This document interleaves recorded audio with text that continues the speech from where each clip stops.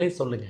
तमिलनाडु में डीएमके के लोग बिहार के मेहनत कश लोगों को प्रताड़ित करते हैं.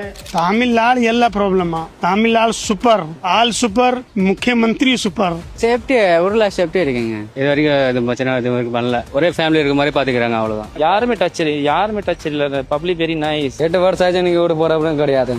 எப்பயும் தான் இருக்குமா? இல்ல எல்லாம் சேஃப்டி தான், ஒன்றும் ப்ராப்ளம் இல்லை. வந்தனா 17 வருஷம் ஆச்சு, ஒன்னும் டார்ச்சர் இல்ல, ஒன்னும் இல்ல. तमिल आर्मी कितना दिन से काम कर रहे हैं मालूम है आपको?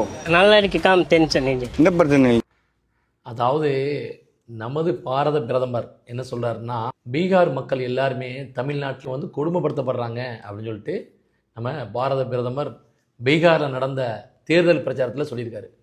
ஆனால் இங்கே உள்ள இந்த பீகார் மக்கள்லாம் என்ன சொல்கிறாங்க அப்படின்னு பார்த்தீங்கன்னா, தமிழ்நாடு போல் ஒரு சொர்க்கம் கிடையாதாங்க, எங்கேயாவது ஒரு மூலையில் இந்த மாதிரி நடக்கும், அதுக்கு ஒட்டுமொத்த தமிழ்நாடே குறை சொல்வது எந்த விதத்தில் நியாயம்?